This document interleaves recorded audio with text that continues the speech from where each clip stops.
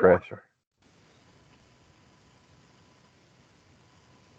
All right, everybody. Welcome to the second episode of the Crimson Mask podcast from Middle of Nowhere Entertainment. My name is Austin, aka Odin's Beard 43. You can find me on Twitch playing awesome video games at Odin's Beard 43, along with Instagram and Twitter at Odin's Beard 43.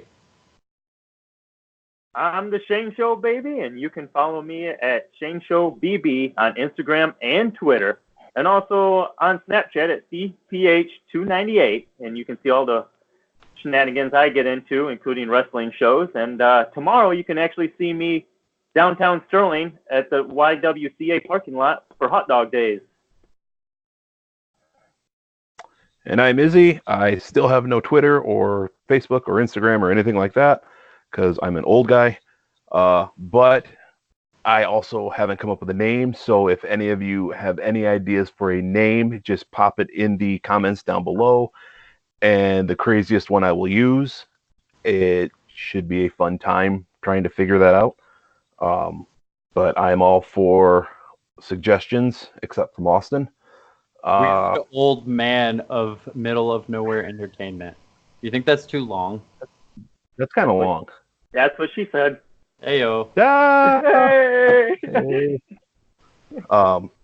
But on a sadder note, I'm sure you guys heard about the passing of Harley Race, 8-time world champion, NWA champion, fought the Funks and Dusty Rhodes and Ric Flair, managed Vader. He was a really good legend. He'd done a lot for the business. And it's just sad that he passed away, but, such is life. But at least we have the memories of him. I don't know if you guys have any memories or anything like that, but... Just watching him on the network. Just that he trained one of my favorite wrestlers, Triple H, and all I got to say is, long live the king. Definitely. Indeed. All right. So we're going to hop in and we're going to go with our weekly review for WWE with Raw, SmackDown, and NXT. We're just kind of going to mash up Raw and SmackDown because it's basically one long show split between 2 days since pretty much every wrestler's just on both shows anymore. The brand split does not matter whatsoever. So Raw kicked off with a big 24/7 segment. And they even had this big cinematic thing for it, which was weird to me right off the bat. But they had a lumberjack match where Drake Maverick went against R-Truth. Well, it was Drake Maverick and his wife versus R-Truth and Carmella. And it was weird. And the lumberjacks couldn't get in there and pin, so they suspended the 24/7 rule, which is the only thing that makes that belt somewhat entertaining. And as soon as R-Truth pinned Drake Maverick, all the lumberjacks jump into the ring, and all of them covered R-Truth. And somehow it ended up being Mike Kanellis running off with the title. And if you think that was weird, you have no idea what happened next. They were all banging on Mike Kanellis' door, and Maria walks up and yells at him to get away. Then she starts banging on the door and yelling at Mike to let her in, or she's gonna kick him in his vagina. Well, that started memes. And, dude, the one that Shane sent me was freaking hilarious, dude. You've seen Kindergarten Cop. It said boys have a penis, Mike Kanellis has a vagina. And fucking Mike's the one that shared it on Instagram. And then he put thanks at Maria. And I was dying on Instagram. That was fucking amazing. Then things got even weirder. She made him lay down and she pinned him by standing on him. So Maria Kanellis, the pregnant lady, is now the 24/7 champion for WWE. The greatest WWE champion. I love Maria. I love Mike. They both deserve great things. this isn't great things to me. Izzy, what are you shaking your head at? I know you don't like 24/7. Nope, I don't. I honestly, and I'll say it again, I don't care what happens. I would rather see Jinder Mahal as a dual champion than have this title. I don't. It's dumb. That noise you're hearing is our buddy Dakota creaming his pants. He is obsessed with Jinder. It's just stupid. I don't even care if it's an unpopular opinion. It is just, I would rather see these guys get used the right way or just drop back down to NXT, like, which we'll get into later. But even now, though, NXT is getting so flooded with talent that there's talent in NXT that's getting overshadowed or not being on TV. And that's what kind of sucks about how bad 205 Live was at the beginning. Because it'd be nice to have... It would be nice if they fucking promoted Main Event and put some of these guys, made Main Event an actual show, even if it's on the network instead of on TV. That way you could see some of these guys, like Mike, we were talking about EC3 earlier. Some of these guys that should be pushed a little, at least get TV time, get it. Main Event's just, here's a couple of wrestling matches, have fun. But it's what Sunday Night Heat became. Yeah. I liked Sunday Night Heat, especially when it led into a pay-per-view. I did too, but I'm just saying it turned into what Superstars is. And Main Event, sorry. Yeah, Superstars, yeah. I fucking forgot. I'm a fan of the 24/7 belt, and including the Maria and Mike storyline right now, because, I mean, with me, it's something different that we've all been craving. Yeah, it's a little weird, but it's something different that wrestling fans have been craving for the longest time. And just the fact that, like I said, it's something different. And, we've never had a pregnant champion. Who knows where it goes? Maybe R-Truth is going to deliver the baby and then pin her and pin the baby. You never know. But it's something different. But I want to see that so bad, though. I'm interested to see where it goes because, okay, is it going to be an extreme heel that pins a pregnant woman? Lars. Oh. Greenback Snitsky? Yeah, it's pretty much the same thing. It's just a little bit larger version. All right, so moving on. I'm just going to hit a couple bullet points for the rest of Raw. SmackDown was kind of eh. I didn't really... There was one match in SmackDown, which was good, which I'll get to that. But Raw, they did have a gauntlet match to see who would be going against AJ at SummerSlam. The gauntlet, the first part of the gauntlet was Rey Mysterio defeating Cesaro, which those two could go for hours. That was actually really good. Next, Sami Zayn came out and tried beating the crap out of Rey before the match even started, and then Rey just quickly pinned him. Which I'm glad for. Yeah, shut up. Fuck. I'm forgetting who was after Sami. Damn it!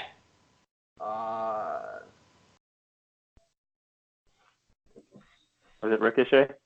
No, I don't think so. I think he...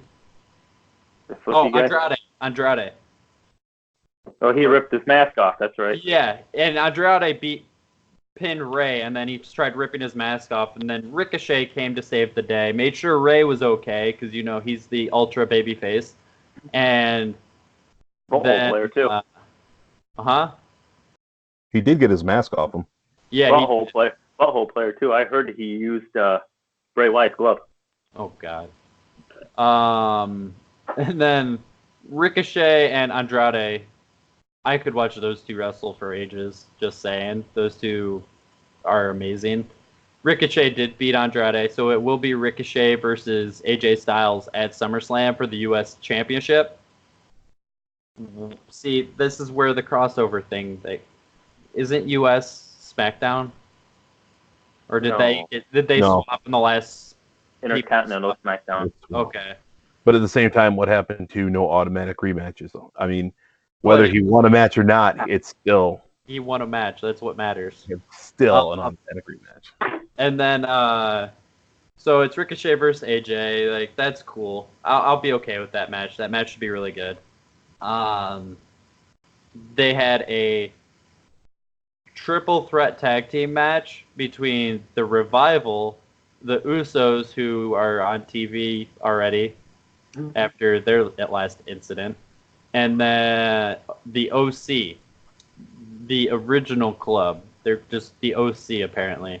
Apparently they. The TV show? Yeah, they're just taking titles from MTV now. But I, for one, am happy. It was a really good match. The match was nuts. Those 6 people can just fucking go. They're all amazing wrestlers. The OC got the win. So Anderson and Gallows are now the tag team champions. So the OC has 2 titles basically, tag titles and the US. It seems like they're actually going to push them a little bit until they go to SummerSlam at least in 2 weeks, and they'll be like, you know what? Let's not give it to those 2. Let's put it back on the Usos or some shit.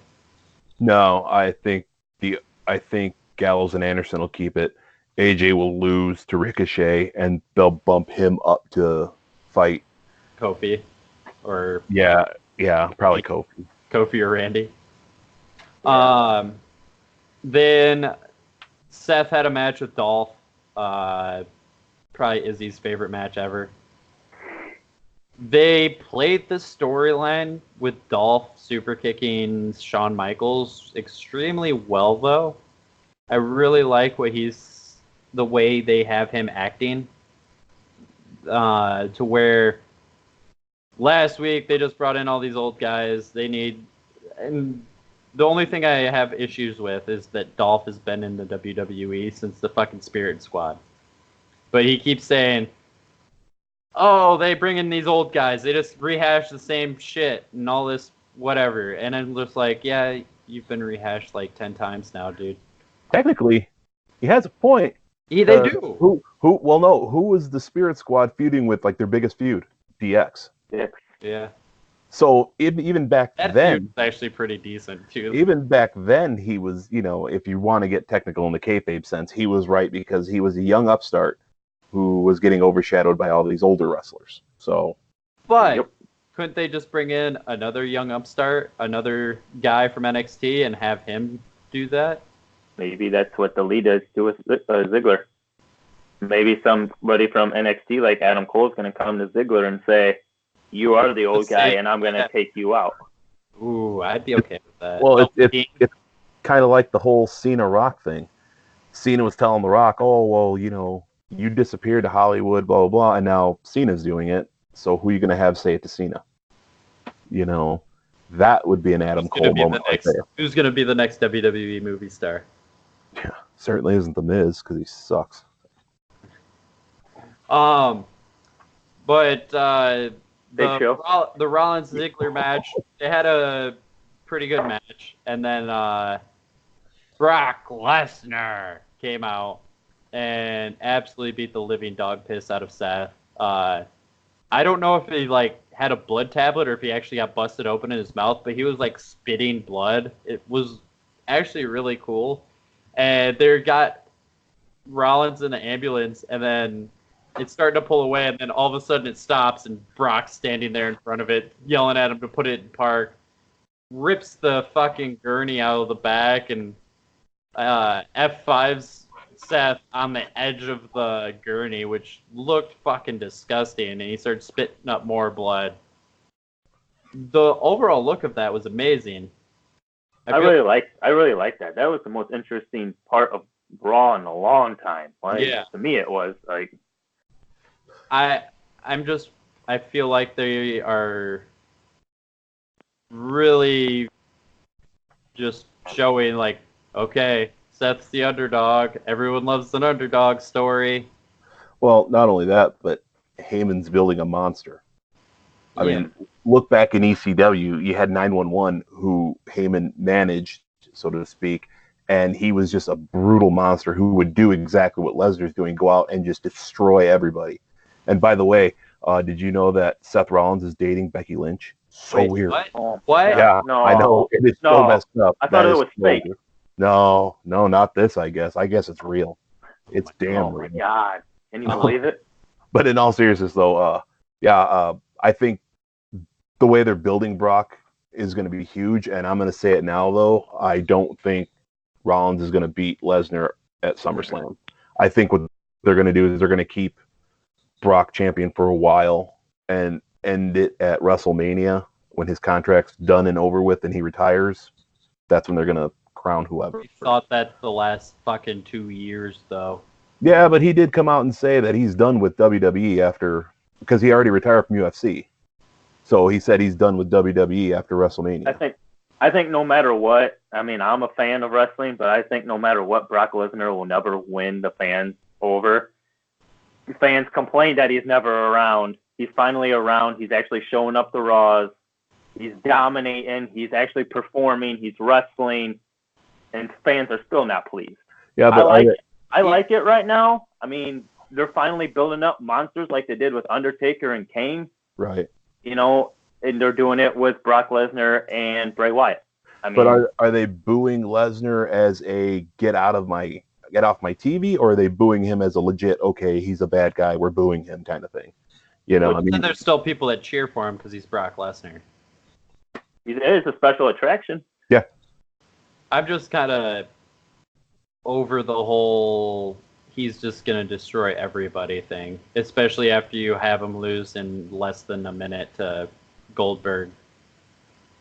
I mean, That- right now, Even then. he's the only special attraction. You think about Undertaker can't go no more. Kane can't go no more. Goldberg It's almost- definitely can't go no more. It's almost like they should just push young guys that can actually wrestle. To me, Brock Lesnar can wrestle. Oh, he can, but he's also been around since like Unfortunately. 2003, 2. He's been around for a while now. He's almost going on 2 decades in WWE. So I just feel like I will always feel this way with WWE, and that's why I have issues with a lot of the stuff they're doing.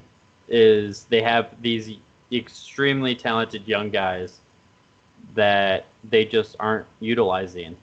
Even we'll get the well, this is going to lead into SmackDown.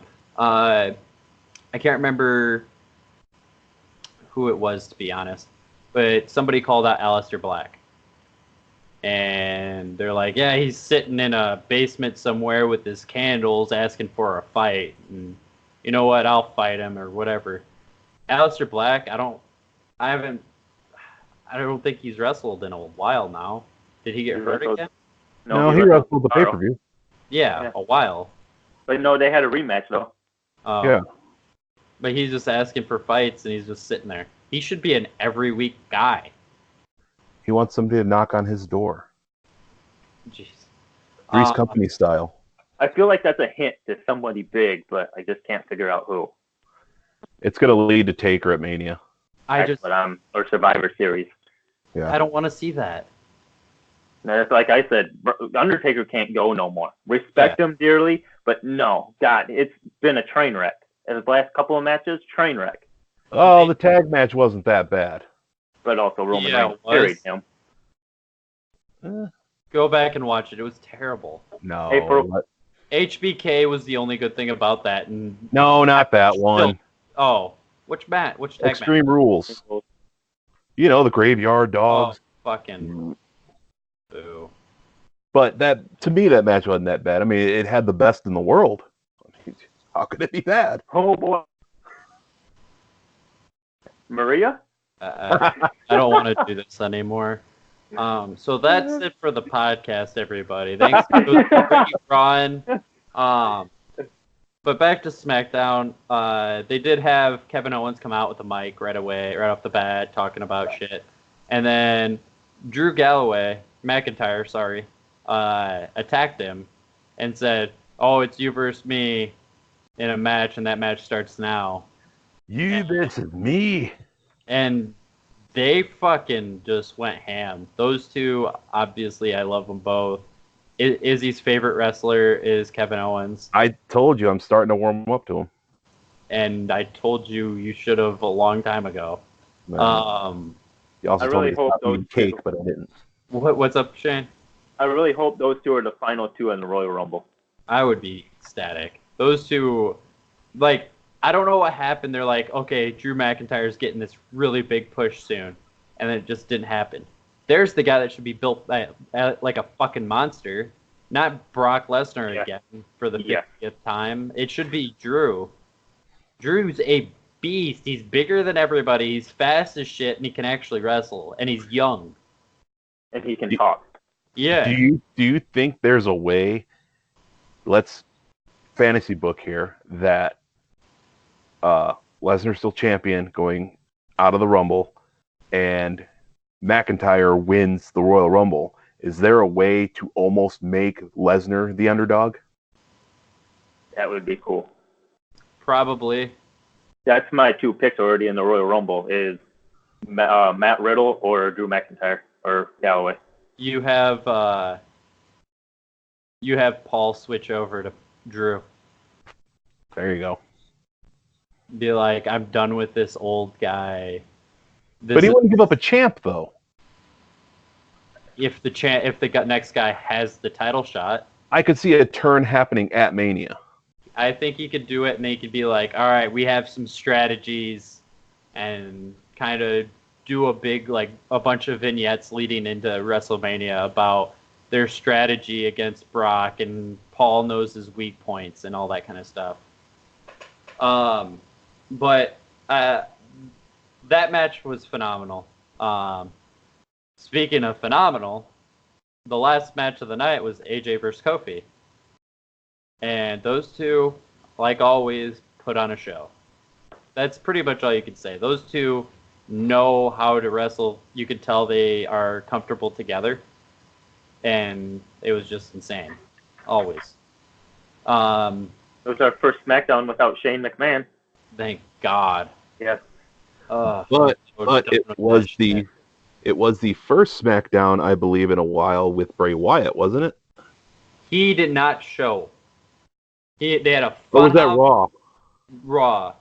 That was Raw that he came. No, SmackDown. Oh, I thought he showed up during Balor's match with Ziggler. He did. His mask showed up on screen. No, he was on No, stage. he showed up. He was on there? Okay, I didn't miss that then. And Ziggler super kicked him. Mm-hmm. And then, super kicked Balor. And then, everybody in Dixon heard me groan. They did a Firefly Funhouse right after that, too, where he chased out the bunny. And it was fucking hilarious. I love Firefly Funhouse. It's hard to say. Fuck. Folks, he loves it, but he can't say it. They really, I hate saying this Firefly because Funhouse. Finn Balor's a great talent, but I really hope Bray Wyatt shows up at SummerSlam and just dominates him. Show that Bray Wyatt's a monster and you're actually putting the money, all your chips on Bray Wyatt right now.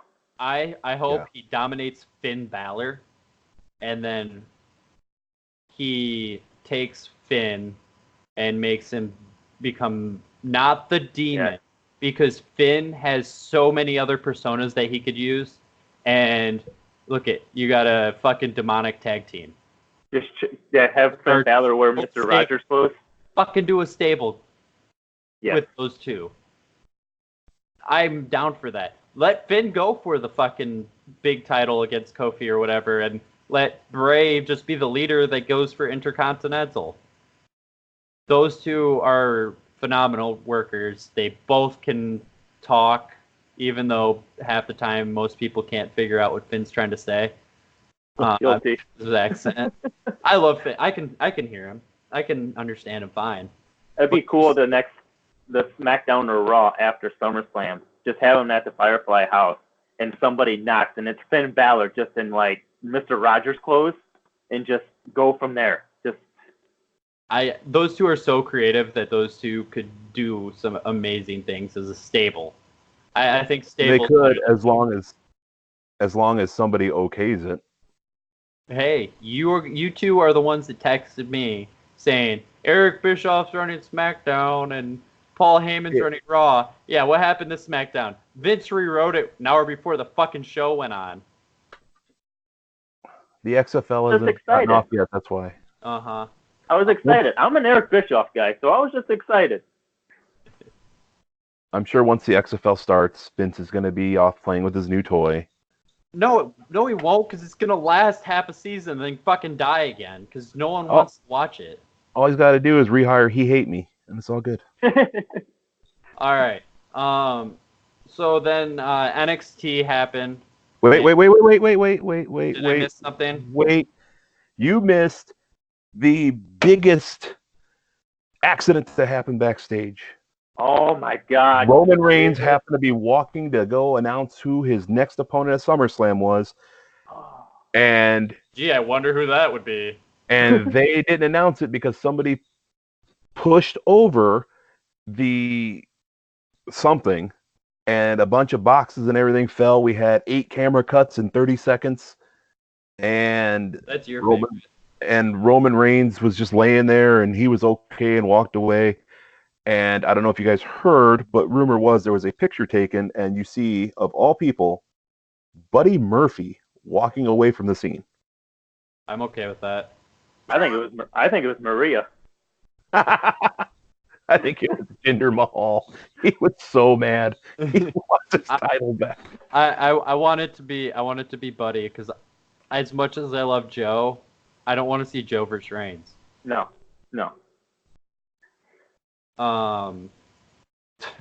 That's another guy they should book as a monster. It's Samoa Joe. Yeah. Just have him just quit losing and just. They have young guys that can still fucking go. They don't need to keep bringing people back. I miss the monsters. Like, yeah, just toss some people around. That's what he said. So going into NXT, there was a big return in during the first match where Tyler Breeze faced off against Jackson Riker, who is going to end up being known as either Jackson or Riker when they end up getting called up. I like Riker. I think that would be cool. Riker sounds better. Yeah, I like Riker. So it'll probably be Jackson. But of the Forgotten Sons, and both the other Forgotten Sons, Cutler and Blake, were both out there, and they had a decent enough match. Tyler and Jackson.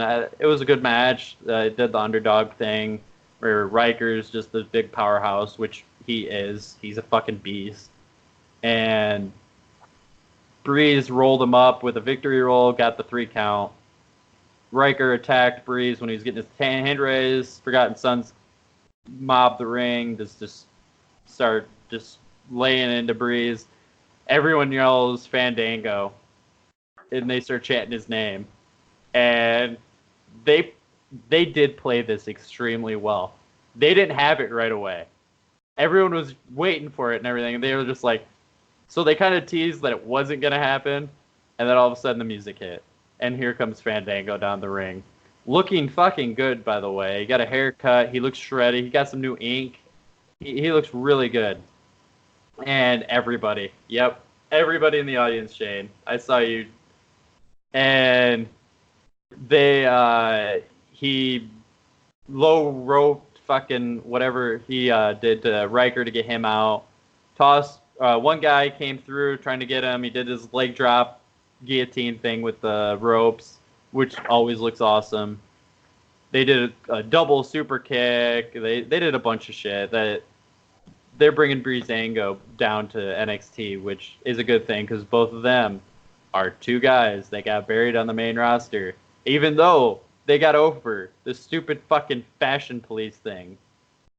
And that was funny. That was entertaining. It was funny. And they are the ones that made it funny, though. Right, yeah. They got over a shitty-ass gimmick. Yep. And they both deserve great things. I absolutely love Tyler Breeze. I've been a fan of him since he was in NXT, going against Sammy and Neville and shit. I told you, when we still worked together, I was like, Breeze should be holding that title, NXT title. He's just so awesome. I'm a big fan of his too. He's just a good wrestler, and Fandango's not that bad either. they're really good. And I got to admit, I became a pretty bigger fan of Tyler Breeze by watching Up Up Down Down, watching the Battle of the Brands.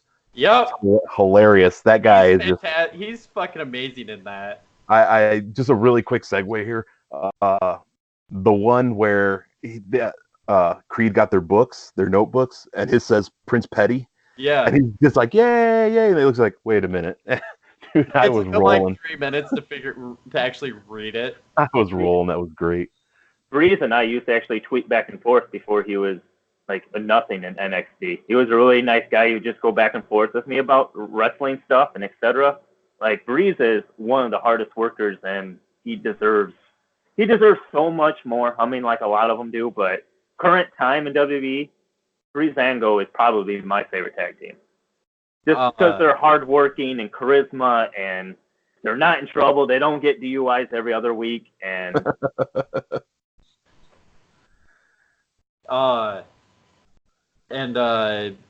just a quick side note, he has even started a wrestling school down in Florida with somebody that we will talk about in the next segment coming up here in a minute.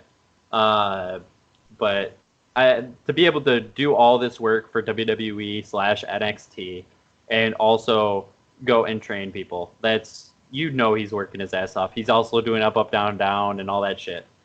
That guy's just a great worker. They had the other semifinal match between Bronson Reed from they call them the Auszilla, the Australian Godzilla, and he's awesome. I know I've told you guys this. I love Jonah Rock, and he went against Cameron Grimes, or as Nigel McGuinness liked to say, Lee, because he will always be Trevor Lee. Yes. And no one will ever be able to change anybody that watched the Indies when he was Trevor Lee's mind. Those two, their match was awesome. They did play a little bit to where Grimes is a bit of a, I don't want to say coward, but he kind of runs around. He sets things up for himself to where he knows he can't go power. So he rolled out of the ring, ran around the ring once. Jonah chased him. Reed chased him, and he just did a basement dropkick when Reed was getting into the ring, just kind of doing stuff like that. I like that a lot. And Cameron Grimes ended up picking up the victory. And when it happened, I was freaking out. I don't know, Izzy, I don't know if you remember Trevor Lee that much in the Indies. He wrestled PWG a lot. He wrestled in AEW in LaSalle, just an hour away. Yeah, that's when you got to meet him, right? I met him actually in Chicago, he was a great dude. Like, he didn't even, he was actually just really nice. He came up to me and was asking me actually how Funky Monkey. He actually asked me how, where's that at and everything else. And I asked him for a picture, and he said absolutely. And I can't even count how many times I watched him in LaSalle or Chicago. And I was still impressed, day one, watching him on NXT last night. So Shane, you remember when he would do that kind of moonsault body slam? Yes. I thought that's what they were going for. So Izzy, a guy's running at him. They go to do a cross body. He literally just fucking kicks his legs up behind, and they just moonsault, and he lands on top. And that is, I saw finishes like that. I don't know if that was legit his finisher back then, but I thought they were going for it for a second. I'm like, holy shit, it's going to happen. And he ended up jumping up and doing a double stomp, just driving Reed to the ground, and it looked amazing. I think you got to watch NXT. I think they're going to save that move for a takeover. Make it special. That's going to be this takeover probably. Yes, probably. That's going to be him versus Jordan Miles, aka ACH. I've seen them wrestle actually live multiple times, and you guys, if that happens, you all are going to be impressed. That's the match, and that's supposed to happen at TakeOver, and whoever wins gets a title shot for whatever title they want. That's probably going to be one of the matches of the night. Oh yeah. And then they did some stuff where Candice was looking for Io Shirai, and I think those two are going to go at it at TakeOver eventually. I don't know if that got announced or not. William Regal told her to go home. You got your match. So. Okay. Well, that could be next week, because I know they did announce that Riddle will be going against Killian Dane next week on the Go Home show before the pay-per-view, which is pretty fucking sweet. I think Riddle's not going to be there in Toronto then, but those two are going to they need a big match like that for that night, and they need another one for the following week when they do like the What Happened at TakeOver episodes. Holy crap. Huh. While you guys were talking, I went and looked at that move. Yeah. Holy crap. Yeah. The first time that was an amazing move. I remember the first time I watched Trevor Lee do that, and I'm like, what the fuck just happened? And then your girl, Shayna Baszler came out and called out Mia Yim, so that match will happen at TakeOver. I just want to call it out on live video that I called her my girl before she gets popular, before she was in NXT. I called her out. I called it. He did. I can verify. He was all about her, and I was skeptical, but she's proven me wrong. I think she's phenomenal. Like, I keep saying all these people are phenomenal.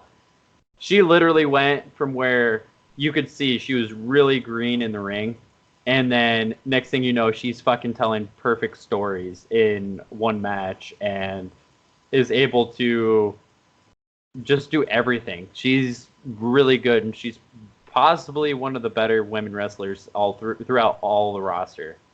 Which is why you don't want to see her move up to the main roster. Yeah, my biggest fear. Then she'll end up being somebody's BFF and just getting fed to people. Watered down with Bayley. Woo! And then what was that final match? Oh, it was the two people that will be going against Velveteen Dream next Saturday at TakeOver. Roderick Strong versus Pete Dunne. And so I'm going to do something a little different. There was a botch. And they went to do a power bomb off of the top rope. And Roderick, Pete Dunne's foot must have slipped or something. I didn't get a good look at it. But he fell down, and Roderick fell on Pete Dunne's legs. It looked nasty. It almost looked like he went for a lung blower from it. But I went with saying something that didn't go well in this match because everything else did. The strikes between those two, obviously, those two both can strike like crazy. Both of them can suplex and everything. Those two. Great match. To end the match, Pete Dunne got the triangle in, which I think he's been using as finisher now instead. The triangle, and then he breaks the fingers and then bends the fingers back. And it looks disgusting. And it's something that I'm pretty sure everyone would tap out to. So I'm okay with that. I hate the finger thing, and one of my favorite wrestler, Rose, does it quite a bit, and I just hate it. I hate it. Hate it. Dude. Yeah, but it's like when you would see Baszler do the elbow stomp. Yeah. Oh, it's just nasty, But I mean, if they could pull it off, it makes for a really, really good story, you know. And then Dream came out, tried to attack Dunne, and Dunne hit him with the other finisher. I'm blanking on the name of his finisher. The pump handle. Fuck. Yeah, what's it called? Isn't it the Bruiserweight Slam? No. If somebody else was like Matt Riddle was in Dream's place right now with that match, that'd been a cool triple threat submission match. Bitter end. Bitter end, yes. That's what. Yep. But yeah, he hit the bitter end on Velveteen Dream. So my thoughts are Roderick Strong's coming away with the title. That's what I'm thinking, and I think Adam Cole will lose. Roderick Strong will win. Adam Cole will get called up. We will go over that next week. Next week we should have the entire match card. We will actually we'll do that. Let's do that with every show. We can do that for next week with the Takeover and SummerSlam cards. We can go over our predictions. But yeah, I can see a lot of that happening. But that pretty much wraps it up for Shane. Was there anything on 205 Live you wanted to talk about? I heard there was actually a pretty cool spot with Drake Maverick versus Mike Kanellis. The Mike Kanellis, I mean, he is. Oh, I could, Austin. I could go on days about Mike. Mike is one of my favorites of all time. So is Maria. I love the aspect of the manager. I know they're a real life couple, but they have so much chemistry on TV too. Better than Seth Rollins and Becky Lynch. Did you know they were together? I heard something about that. Yeah, I mean, Hey, but he was such a powerhouse in that match. I mean, he was, like I said, going back to the monster thing. He grabbed Maverick and threw him into the security thing, like Cesaro did. Izzy why is are now you looking it up. No. that unsanctioned match was it was good. I mean, yeah, I don't know. I could go on for days about Mike, but That was the spot I was talking about, though. My buddy at work actually came up. It's like, hey, did you get to watch the match? And I'm like, no, I was streaming last night. How was it? And he brought that spot up in particular where he drug Drake out of the ring, and just from the ring, he pretty much just fucking ragdolled him into the barricade. Well, I mean, he weighs like, what, 20 pounds soaking wet? Probably. But I mean, he hit it so well too. I mean, you could see his one hand go up. But I mean, he hit it so well. That was such a good. Drake is an awesome worker, dude. Both of them are, and yeah, they sit on him. Like, hey, they didn't. They tried to not sit on Drake. They tried making him a member of the AOP because that was a great idea. Let's make the smallest guy on the roster be the manager for these two giants, and then we'll have him pee himself. Well, Vince was laughing about it. Look at how small he is. Yep. Next, they'll make him eat a burrito. Real quick, we're gonna hit on this because we're already at 42 minutes. We went over WWE for quite a while. They did announce one more match. Well, let's. You know what I'm talking about, right? The SummerSlam match. Which one? Trish Stratus is going to fight. Oh, fucking Trish versus Charlotte. Who cares about that? Maybe people care. Charlotte sucks, and Trish, it's just bringing back. They're like, oh wait, Trish is a little younger than bringing back The Undertaker and HBK, Goldberg, and. Well, not that, but who's going to win? Neither of them are going to. Oh, it's going to be a draw. Alexa Bliss is going to come in and interfere. I hope so. But if they want, if that actually happens, that was straight off the fucking top of my head. I put no thought into that. What's actually pretty neat though is if they actually, like, I'm not a Charlotte fan, but they're in Toronto.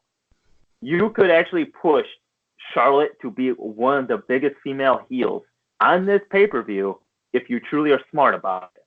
Just have her dominate Trish and just, dominate and beat her in a heelish way. There you go. There's your heel. But actually, not even. Go on. Then again, we shouldn't be complaining about Charlotte being in a match with Trish because it keeps her away from the title. Yeah. Actually, I wouldn't even have her dominate. I'd have Trish dominate most of the match, and then just have one cheap like roll up. Because then everybody's like, "Are you serious? That's how it ends?" And she just plays it up that, "Oh, I beat a Hall of Famer, blah blah blah," and it's just a cheap win, and that gives you really cheap heat, but you get the heat. Oh, yeah, go for more than just cheap heat, though. Yeah. She's a Flair.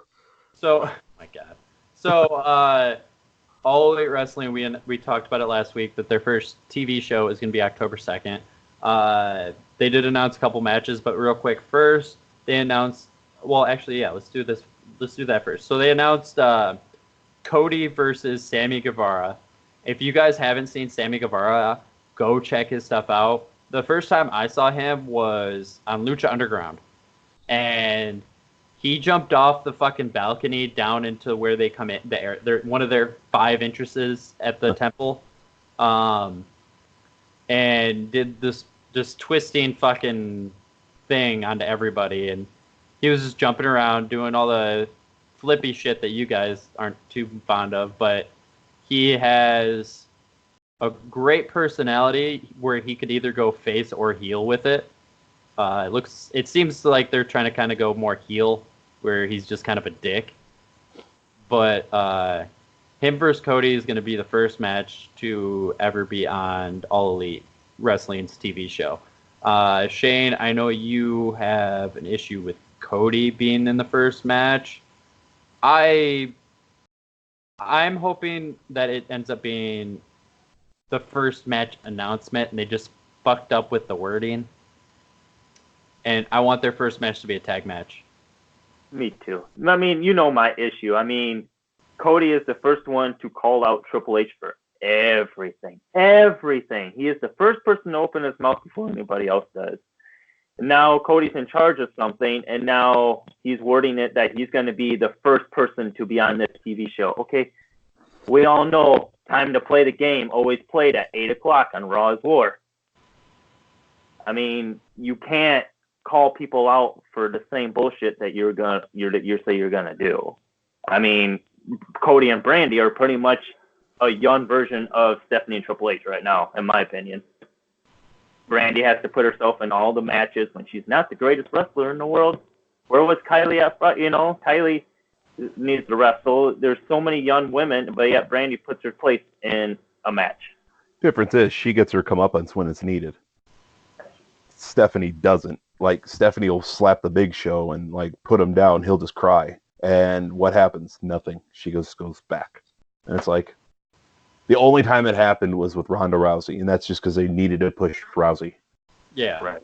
That turned out great. And then they announced a second match. Well, they did announce Moxley will be there. They didn't announce a match. They just said an appearance by Jon Moxley. So I don't know what that means yet. We won't until it gets closer, until after All Out.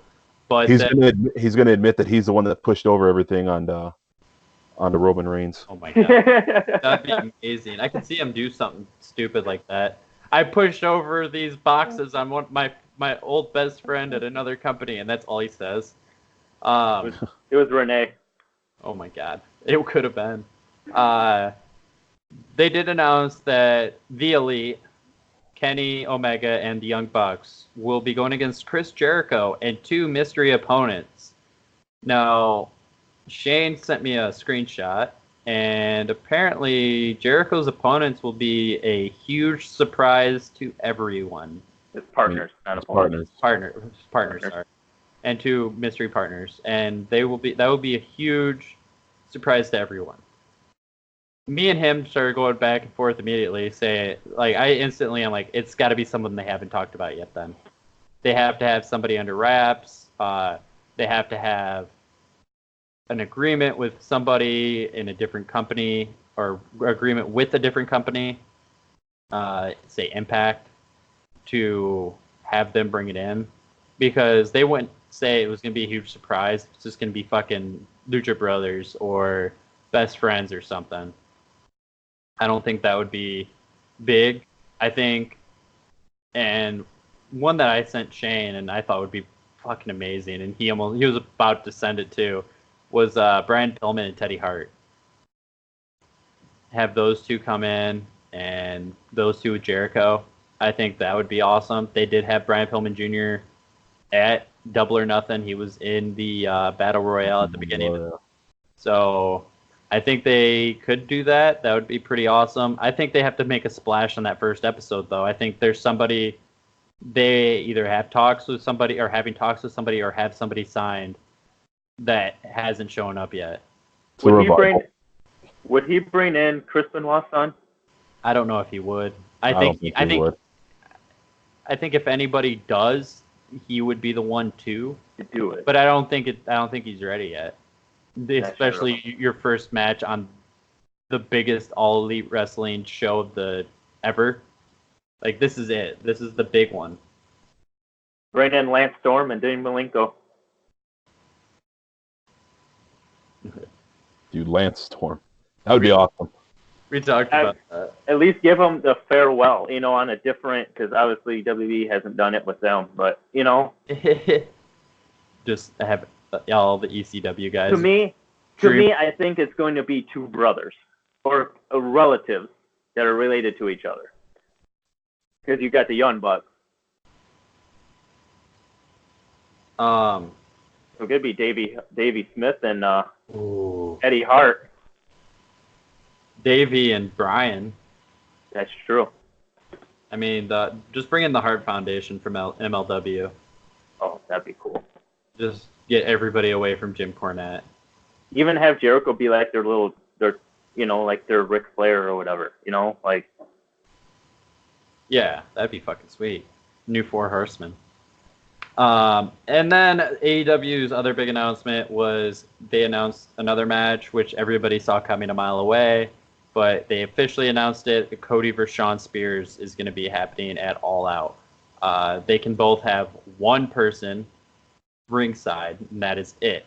So Tully Blanchard has been a manager for Shawn Spears in these last few episodes of Being the Elite and Road awesome. All Out, which that's fucking awesome. That's crazy, and they've been doing a great job with it, with all the stuff they've been filming for on the road to All Out and everything. And that match is gonna be insane. Those two are both phenomenal workers, and those are actual they aren't the flippy guys. They aren't huge bruisers. They're not the huge strong guys. They're not monsters or anything. So that should be a great wrestling match. What do you think is going to be in Cody's corner? DDP. I would say. Was that? Or Dustin. I think it's going to be somebody. Yeah, it'll probably be Dustin. Fuck it, put Pharaoh out there. Just let Pharaoh be in the corner. Oh, Virgil? Pharaoh. How about Virgil? No, I'm going to go with Virgil. I'm going to go. No. Curly Bill. Virgil. $1 Million Man? Oh, my God. But Maria? But, oh, my God. Gender. But that does lead into the main topic. Let's just go over a few, because we are already at 52 minutes right now. But the main topic we wanted to talk about was guys that have left the WWE and flourished elsewhere.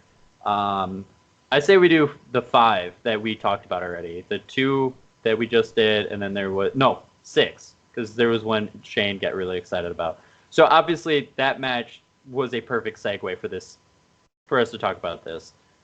Cody and Shawn Spears. There goes my empty water bottle. Cody and Shawn Spears are both ex-WWE employees. They both went out on decent terms, and then everything went sour afterwards, apparently. But obviously, they're doing well for themselves. Spears is extremely hated heel now. Like, you could tell it. The Fight for the Fallen, that he was getting booed like crazy. And Cody is one of the biggest wrestlers in the world because he did really good things at ROH with stories, and New Japan with the story between both of the New Japan and ROH, the story with the break at the crack in the Bullet Club with him and Kenny. That was nuts. And obviously now he's one of the EVPs of All Elite Wrestling, which is huge. I think those two, that pretty much everything speaks for itself with those two. Everyone knows those two extremely well. Shane, I know you wanted to talk about one, so we'll start off with him. Well, first of all, Shawn has been the perfect 10 heel lately. Hey!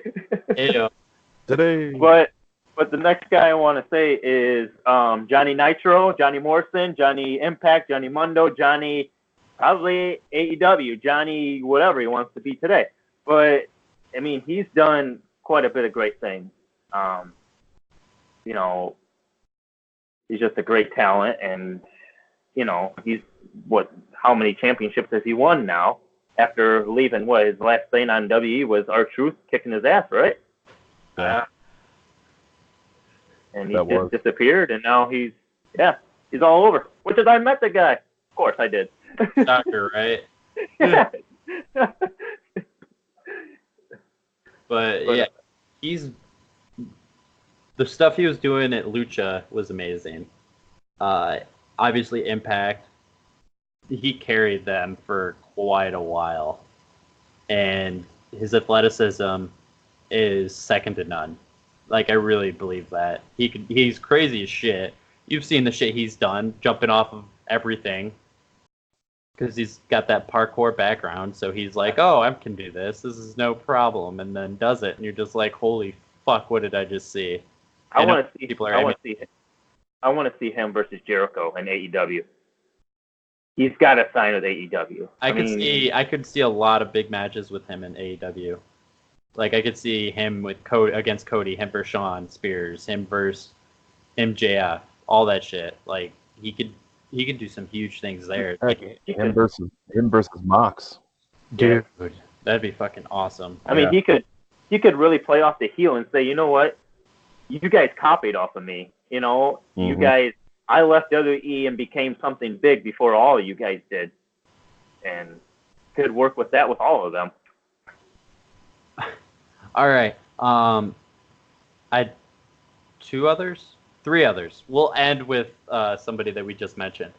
But one that I wanted to hit on is Juice Robinson. I remember CJ Parker, the fucking hippie that gimmick was god awful, and he just couldn't hold that one afloat. That was a prototype of what Daniel Bryan's doing now. Yeah, it was. They were like, let's try it out and see how far we can go with it. I remember watching. I remember him walking around with the fucking sign and everything. Don't remember wrestling except for one match in NXT. Kevin Owens' debut. And he broke Kevin Owens' nose. And I will always remember that. But I remember thinking, like, this guy can go. Like, he can wrestle really well, too. Because I already knew Kevin Owens. They ended up granting him his release after he asked for it. And he went to New Japan. At the time, I had no idea where he went. I just figured he'd be back on the indies and everything. And I just would hear about him here and there. He'd start popping up in indie stuff. Didn't hear about him. Then I started hearing, like, seeing stuff, like, on Facebook and everything, like, oh, Juice Robinson does this. Juice Robinson. Fucking turn on NJPW. Juice Robinson is fucking CJ Parker. Holy shit. And his character's just this zany, crazy, weird dude. And he has amazing match after amazing match. One of the matches I actually sat down and I made sure I watched was him versus Cody for the U.S. Championship. And that was amazing. And he does the Impaler with like 5 other extra spins on it. The old Christian Impaler as his finisher is fucking awesome. And like I give the guy props. He's like, he still bet on himself, went to fucking Japan to become the superstar that he thought he could be, and he's just doing amazing things still. Another one that I wanted to hit on, and I know Shane will like this one, I know Izzy will like this one. Sami Callihan. After a whole 2 times showing up at NXT, and that was just everything about that whole thing was bad. Like, I like the whole teasing, the hacking stuff. That was cool. And then they're just like, oh yeah, we don't really have anything for you. And then I think they were trying to go with a Raven 2.0. I would have been okay with that though, and they just didn't pull the trigger. Yeah.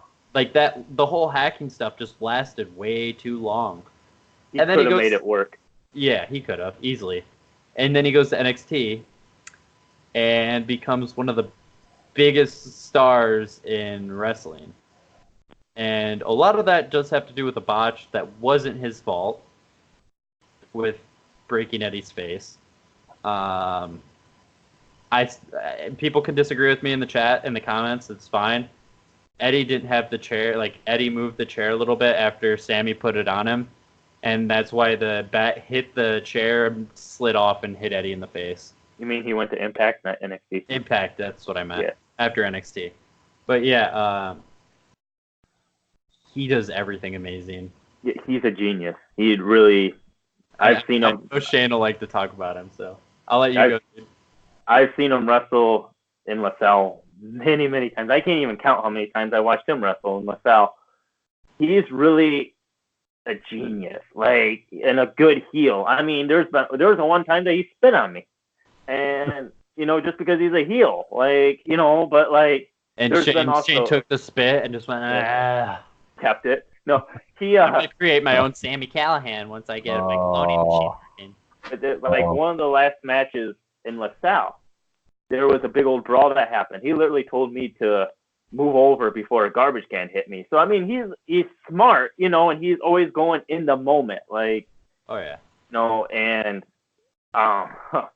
that's another person that I wish that yes, he's with TNA or Impact, whatever you call it, but I really wish that he would be AEW, because Jericho versus Sammy Callahan on live TV or a pay-per-view where they can do whatever they want. Oh man, like I just thought of another fucking dream match.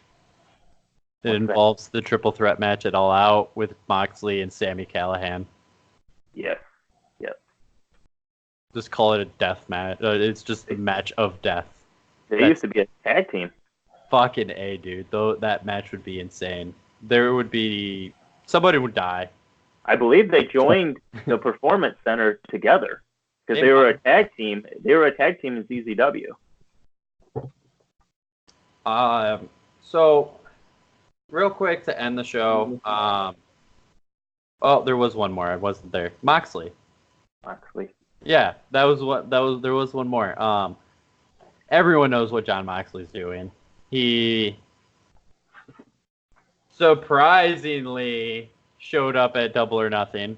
Everyone knew it was gonna fucking happen. Like everyone knows that Seth and Becky are together, or do you guys know that? What? Came there, attacked Kenny Omega after just doing the, I don't even know what he's calling it, dirty deeds, double arm DDT to Jericho. And then he had the match against Joey Janela at Fyter Fest, which was awesome. Got attacked by Kenny there. Got a match against Kenny at All Out. That's what's happening in the States. Over in Japan, he is undefeated in the G1 Climax. He is just fucking just tearing through people. And it's awesome. He's being able to cut his own promos. You can literally see it, like, you can see he seems happier. Mm-hmm. That he feels like there's a weight off his shoulders. Like, WWE was holding him down with all their rules, all their restrictions.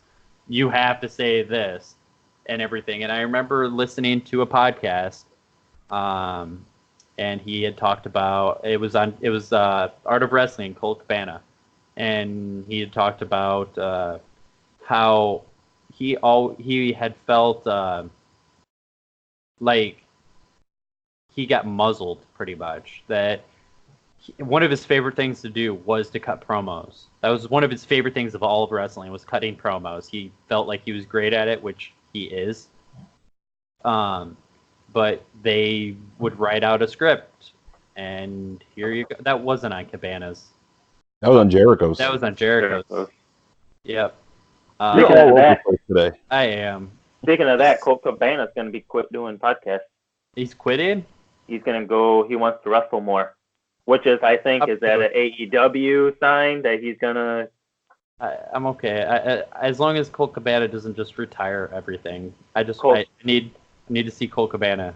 He's awesome. Colt Cabana and that one guy that left all his fans, the Jericho's partners.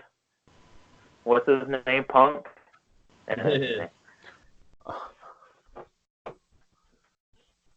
Hold up. And then you just see Mox is just doing outstanding now and doing stuff he wants to do. That has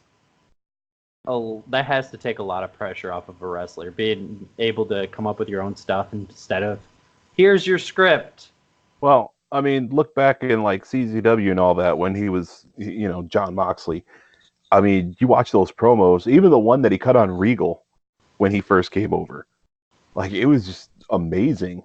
His stuff is great because he's just an imaginative guy, and that character is just, I hate the world. It's like angsty teenager without being a teenager. And then he goes to WWE, and it's like, Yeah, they're just like, oh yeah, you're crazy. Yeah. That's what you are. That's your gimmick. They really just need to give people bullet points and let them go out and do their thing. Be them. Yeah. So real quick with ending, there was one other story that came out, and I forgot about it up until now. I know this Facebook story had been going around quite a bit. There was some guy that I'd never heard of talking shit about how AEW had signed Marco Stunt, saying he worked his ass off, he went to all these schools, and they go sign this 5'2", 120-pound kid, and it's a slap in the face to me and people that have been working hard and all this shit.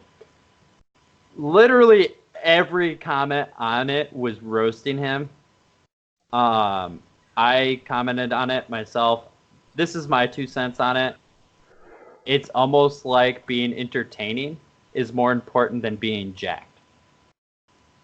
That might just be me, but I know Joey Janela commented on it. I know a couple of the Young Bucks did. I know everybody was commenting on it, telling him either like, who are you? All this shit. Like, I know Shane had something really good to say about this, though. Go ahead, Shane.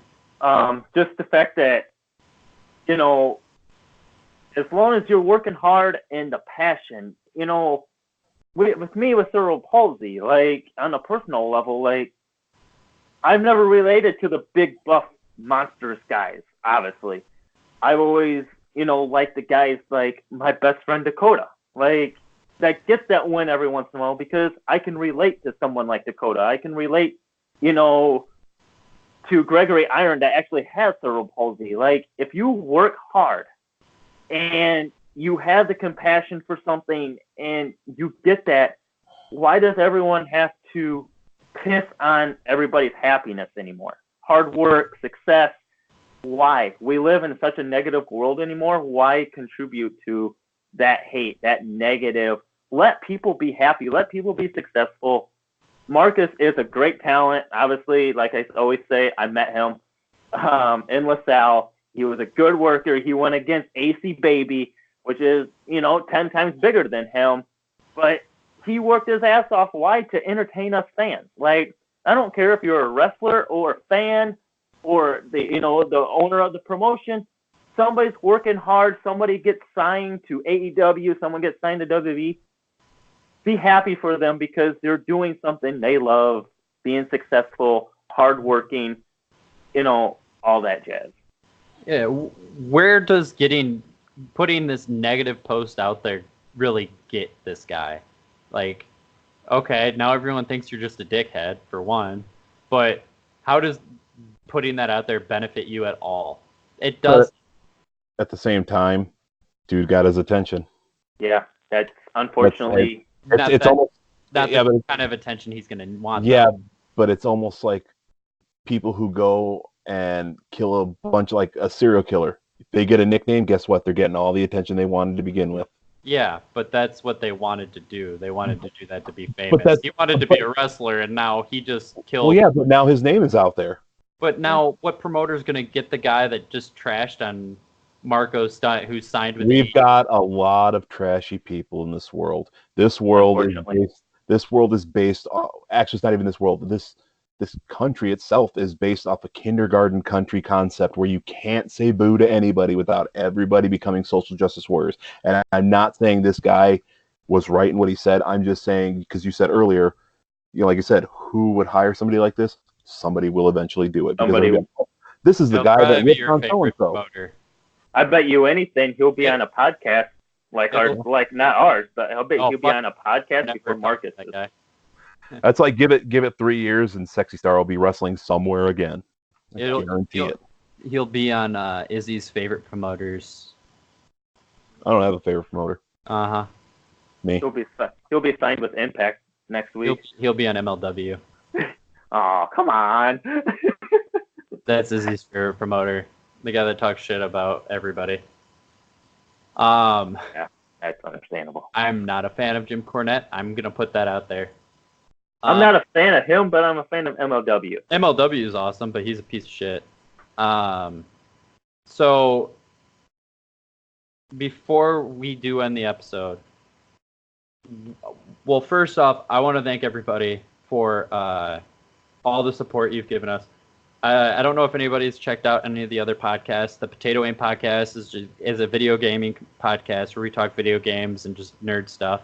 And then Off Tackle, which premiered last week, also is NFL. This week on that one, tomorrow we're recording, and that's going to be NFC AFC North breakdown. So definitely check that out if you're fans of any of the teams in either of those divisions. But the Crimson Mask podcast first episode had the most views out of any of the podcasts. So just to put that in perspective. 2 days. In 2 days. So put that in perspective. We've been doing Potato Aim for 2 months. In one episode, we just went past. Like, I think the highest for the other ones, Potato Aim, I think we had like 108, if I remember correctly. We hit 130 in like 3 days, 2.5 days for this podcast. So we really do appreciate it. Thank you guys. Thank all of you guys. Definitely check out the other podcasts if you guys are fans of gaming or football. We have a lot of really interesting ideas and stuff like that when it comes to either of them. And these two aren't really on either of them. But that's right. You know what? If you want ratings, it's because of me. No, it's because of the Shane Show, baby. Oh my God! I get the ratings, baby. No. Especially I deserve a raise. I deserve a raise for having to deal with both of you. No, you will get a raise. I just thought of what I'm gonna get you for Christmas. Oh shit! You got me the Kevin Owens pop vinyl.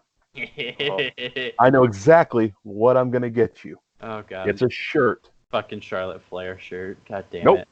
Nope. But it's with a certain face on it. We are gonna leave you guys with an announcement. I know we have mentioned that we are gonna be having a few wrestlers on here and there. Right now it's gonna be 2 weeks of a regular show and then an interview show. I'll explain the way it's gonna be set up next week on the interview show, so everyone knows how this is all gonna be set.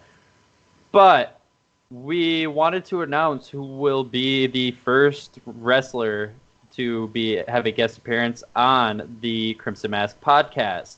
And for this, I think Shane should be the one that announces it. Okay, our guest for episode 3 is the one, the only, the Cardiac Kid, Bailey Bright. So, for those of you who don't know Bailey, he is a local indie wrestler. He's been going around a few different promotions, but he is mainly out of Zawa Live, which is our home org. They are great wrestlers. He is a great wrestler, and I, for one, am excited to pick his brain on wrestling, even more than I do normally, because he's a friend. Yes, I'm very excited for it. Oh, hell yeah. Bailey, I'm the first person to admit Bailey, at first I was tough on Bailey, but now he's not only just one of my favorite wrestlers, he's a brother, and I'm really excited for this interview. Really excited. I honestly had no idea that was the shirt you were wearing. He stands up. I'm like, oh god, we're about to get a fucking dick. Hey, not every day that I wear a bright shirt. I got to keep my reputation down. No, I'm kidding. So if Shane looked a little shocked that I was told him that he could say it, he didn't ask. He asked for a different one to announce somebody else, and I already had planned on making him announce this one since he is so close to Bailey.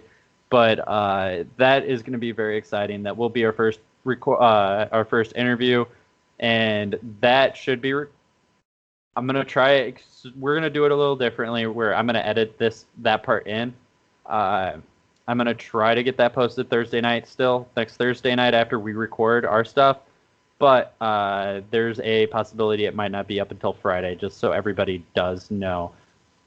But on that note, please subscribe to Middle of Nowhere Entertainment. We are your local or your wrestling gurus, I guess. Yeah, I just called us gurus. Yeah, and remember, 100 subscribers, one of us gets chopped. It's gonna be Shane. He's wearing a wedding dress, and I'll record it. Yeah, I will wear the wedding dress that I wore for my best friend Dayton's wedding. So I will get chopped by a wrestler, which is that wrestler has already agreed to do it. So. Oh, well, we don't even have to have a contest. I don't have to worry. This chest doesn't have to get red. We're all good. We'll make Izzy eat something spicy or something. Nope, because this is one person doing one thing.